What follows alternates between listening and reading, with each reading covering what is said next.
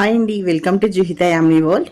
ఈరోజు నేను ఈ వీడియోలో మహానంది, అహోబిలం, యాగంటి ఈ మూడు నంద్యాల డిస్టిక్లో ఉన్న ఈ మూడు పుణ్యక్షేత్రాలను వన్ డే ట్రిప్లో ఏ విధంగా వెళ్ళాలి, హైదరాబాద్ నుంచి ఏమేమి ఫెసిలిటీస్ ఉన్నాయి, మనం అక్కడికి వెళ్ళిన తర్వాత ఎలా స్టే చేయాలి, ఎక్కడి నుంచి ఎక్కడి డెస్టినేషన్కి వెళ్ళాలి, మనం వెళ్ళే ఏరియాస్ ఎంత డిస్టెన్స్ ఉంటాయో మొత్తం క్లియర్గా వన్ డే ట్రిప్ ఎలా కంప్లీట్ చేయాలి, మూడు పుణ్యక్షేత్రాలు ఎలా దర్శించుకోవాలనేది ఈ ఫుల్ వీడియోలో నేను చెప్తున్నానండి. ఏ టు జెడ్ ఇన్ఫర్మేషన్ ఇస్తాను, చాలా క్లియర్గా ఉంటుంది వీడియో కూడా. స్కిప్ చేయకుండా లాస్ట్ వరకు చూడండి. ఓకే, హైదరాబాద్ నుంచి కాచిగూడ టు గుంటూరు ఎక్స్ప్రెస్ ఎక్కి అక్కడ నుంచి నంద్యాల జంక్షన్లో దిగాలండి. అరౌండ్ మార్నింగ్ 5:50కి అక్కడ నుంచి బస్ స్టాప్ దగ్గరికి వెళ్ళి ఫ్యామిలీ అయితే రూమ్స్ ఏమైనా తీసుకొని ఫ్రెష్ అవ్వండి. బ్యాచులర్స్ అయితే అంత అవసరం ఉండదు, లాకర్స్ యూస్ చేసేసుకొని బస్ స్టాండ్లో అయినా రైల్వే స్టేషన్లో ఫ్రెష్ అయిపోతే సరిపోతుంది. అక్కడ నుంచి మనం ఆలగడ్డ వెళ్ళాలండి. ఆలగడ్డ నుంచి అహోబిలానికి 1 అవర్కి ఒకసారి బస్సు ఉంటుందండి. బస్ ఫెసిలిటీ ఉంటుంది. బస్ అయితే మనం ఎగువ అహోబిలానికి ఈజీగా వెళ్ళిపోవచ్చండి, రీచ్ అయిపోవచ్చు. ఒక టెంపుల్కి 1.5 కిలోమీటర్ డిస్టెన్స్లో మనకి బస్ స్టాప్ ఉంటుందన్నమాట. అక్కడ డ్రాప్ చేస్తారు బస్ అయితే. అక్కడ నుంచి మనం షేర్ ఆటో యూస్ చేసుకొని కొండపై 1.5 కిలోమీటర్ కొంచెం పైకి వెళ్ళాలి టెంపుల్ దగ్గరికి. ఫస్ట్ మనం ఇక్కడ మనకు లక్ష్మీ నరసింహస్వామి దర్శనం ఇస్తారండి. తర్వాత మనము ఈ ట్రిప్లో ఫస్ట్ మనం అహోబిలమే వెళ్ళాలి.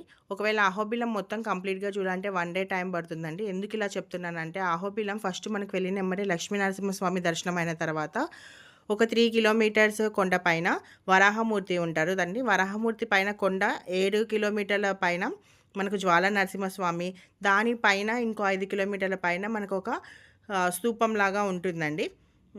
ధ్వజస్తంభం టైపు, స్తూపం టైపు. మొత్తం 15 కిలోమీటర్లు మనము నడవాల్సి వస్తుందండి. మనం కొండ ఎక్కుకుంటూ వెళ్ళాల్సి వస్తుంది. అక్కడికి వెళ్ళడానికి ఆటో ఫెసిలిటీస్ ఏమి ఉండవు.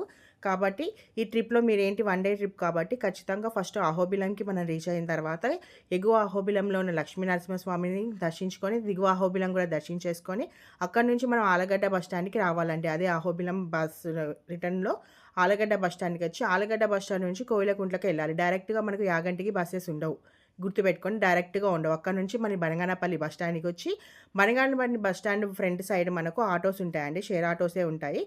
అక్కడ నుంచి యాగంటి 12 కిలోమీటర్లు. మనకి అక్కడ నుంచి మళ్ళీ బస్ ఫెసిలిటీ ఉండదు, ఖచ్చితంగా షేర్ ఆటోలోనే వెళ్ళాల్సి ఉంటుంది. షేర్ ఆటో 500 నుంచి 450 మధ్యలో 450 to 500 మధ్యలో మనకు ఛార్జ్ వేస్తారు. ఒక 1 అవర్ టైం ఇస్తారండి. మనం యాగంటికి వెళ్ళి యాగంటిలో మొత్తం 1 అవర్లో మనం మొత్తం కవర్ చేసుకోవచ్చు. మనం ఫస్ట్ వెళ్తుంటుంటేనే ఫస్ట్ కోనేరు ఉంటుందండి. మీకు టైం ఉంటే అంటే మీరు యాగంటి రీచ్ అయ్యేసరికి 5:30 అలా అయితే మీరు కోనేరులో కూడా స్నానాలు ఆచరించవచ్చు. ఒకవేళ మీకు వెళ్ళేసరికి 6 అట్లా అయితే మాత్రం మీరు కోనేరులో వాటర్ చల్లుకొని దర్శనానికి వెళ్ళిపోవండి. ఎందుకు ఇలా చెప్తున్నానంటే, మనం యాగంటికి ఒక 5 వరకు రీచ్ అయితాయండి. మనం ప్రశాంతంగా అన్నీ చేసుకోవడానికి ఉంటుంది. ఎందుకంటే యాగంటి తర్వాత నుంచి మళ్ళీ మనం బనగానపల్లి వెళ్ళాలి. బనగానపల్లి నుంచి మళ్ళీ నంద్యాలకు వెళ్ళాలి మహానంది దర్శనం కోసం. నంద్యాల బస్సెస్ అనేవి బనగానపల్లిలో 7:30 వరకే ఉంటాయండి. అవి కూడా గంటకొకటి మాత్రమే ఉంటాయి, కంటిన్యూ ఉండవు.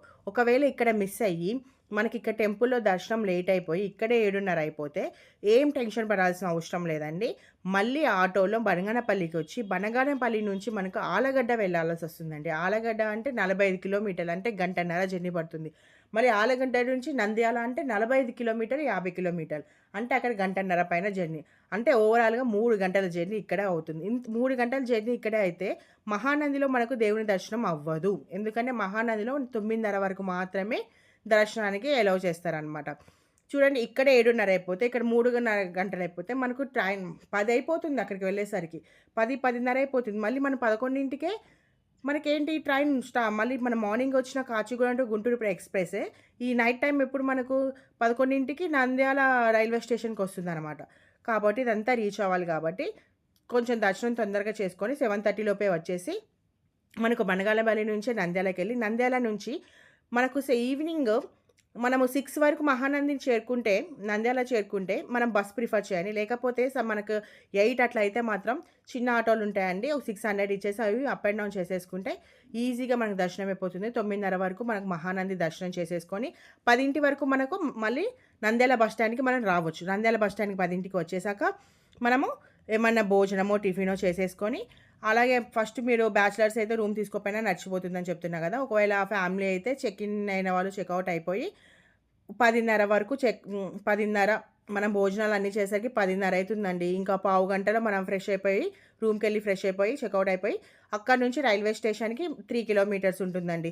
3 కిలోమీటర్స్కి వచ్చేసిన తర్వాత మన స్టేషన్కి రీచ్ అయిపోతే సరిపోతుంది. లైక్ చేయండి, షేర్ చేయండి, సబ్స్క్రైబ్ చేసుకోండి.